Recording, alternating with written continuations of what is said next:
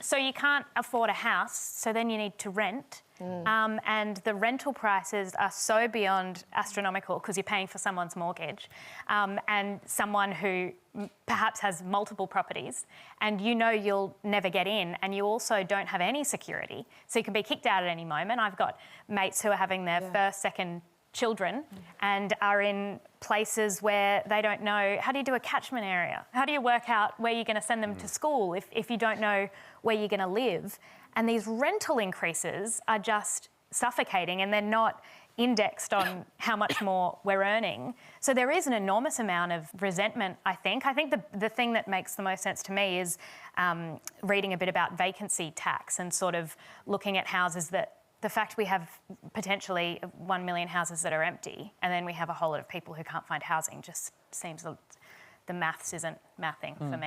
Our parents and our grandparents cannot relate to the housing crisis that we are facing today.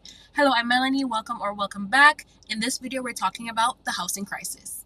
Okay, listen to this. Listen, okay? Average Canadian income, $54,000. Median Canadian income, $41,000. Average home price in Canada, $720,000. Toronto now. Average income of 25 to 34-year-olds in Toronto, $54,000.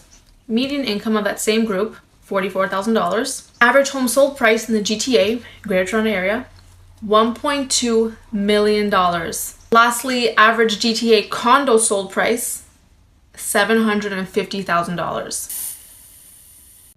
I know there's already like thousands of other videos out there about the housing crisis in Canada, but I'm just gonna add to it a little bit more. So I recently moved in with my partner. We are living in a 3-bedroom townhouse in Langley, British Columbia. Langley, British Columbia. I need to specify Langley, not Vancouver. We are an hour at least outside of Vancouver, depending on traffic.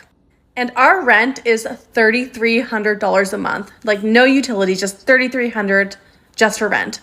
And I was telling this to some of my coworkers today who are a bit older than me, like 10, 15 years older, who either have been living in their place for a while or they own a place. And they were shook. They were shocked. They did not realize that $3,300 a month was the going rate. And actually, we got a good deal. The going rate in our neighborhood of Willoughby is like $3,500 for what we have. I actually have a coworker who lives in Surrey, which is like 25 minutes away, closer to Vancouver. She has like a 3,000 square foot house on like this huge property, and she only pays $2,400 a month for her mortgage because she bought her house like, I don't know, a decade ago. And it is bonkers to me that in Langley, British Columbia, it is $3,300, and that's a good deal, for a 3-bedroom townhouse. And I used to live in Vancouver. I had to move out to Langley because it was cheaper. I couldn't afford Vancouver anymore. And $3,300 is absolutely not affordable.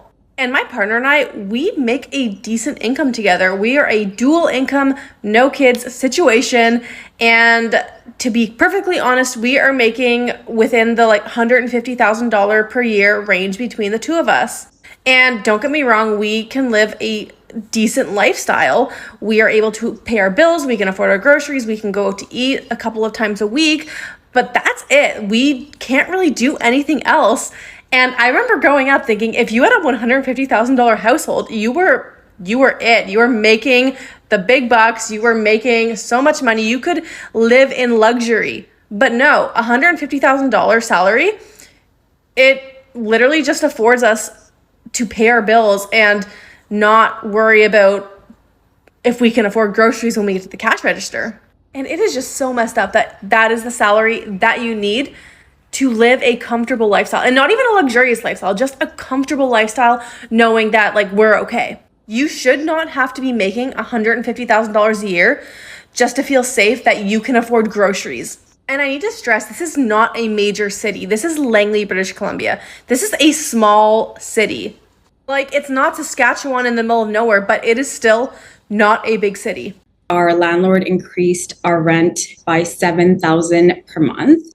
Sisters Yumna and Khadija Farouk have lived in a midtown Toronto building for the past 3 years. Their rent was $2,500 per month. The landlord raised the rent to $3,500 a month, and when they had concerns and wanted to change their lease, the landlord raised the rent again to $9,500 per month. We know our building is not rent controlled, so this was always something we were worried about, that if something were to happen, that this could be an issue. And of course, we can't pay $9,500 per month. There's no way he can really be serious about giving us this notice. We were just very shocked. The rent increase guideline for this year and next year is 2.5%, but the guideline does not apply to buildings built after November 15th, 2018. Landlords with newer buildings can raise the rent by as much as they want. This is egregious, horrible, and unfortunately, thanks to the current government, legal. Tenant advocate Jordy Dent says without rent controls, rents in some buildings are being hiked to astronomical levels. The simplest solution is to bring back rent control on all units. At Queen's Park, both the NDP and Liberal parties are calling on the Ontario government to bring back rent controls. To make rent more affordable and really help renters get by, Ontario needs to bring in strong rent control again. We had strong rent control in the 90s, and it is time to return it. We do have to have some form of rent control on all rental properties. The Farouk sisters now have to move out and find another place to stay, and they worry they'll also have to pay more for rent. The rental market is just so crazy right now, and the prices they've gone up, right? And so everything's just a big question mark. Many of the older generation, they own their own homes and they got it at really affordable prices in their time. The idea of renting all of your life is something that people have to come to terms with, because owning your own home is something that's out of reach for many people. The rent prices are absolutely ridiculous in most places. And even though your rent might be equal to or less than what you would pay for a mortgage, one, you either don't qualify for a mortgage, or two, you can't afford a down payment to get the mortgage in the first place. We have a new phenomenon, not seen since at least the Great Depression, where middle-class people are becoming homeless. Fully employed carpenters and nurses living in parking lots, in cars, in Canada. 8 years ago, this would have been unimaginable. What happened? Justin Trudeau happened. That's what happened. Now we learn the news that people are leaving Canada in record numbers. Canada used to be a beacon of hope. People around the world would clamor to get into our doors. Now, when they arrive, they look around and say, what happened to this place after 8 years? And they flee for the exits. And who can blame them?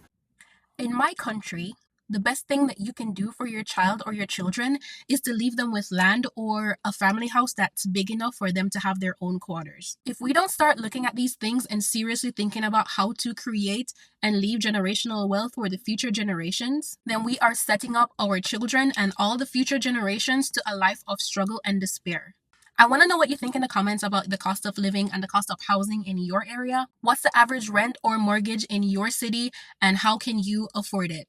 Let me know what you think in the comments, and I'll see you in my next video.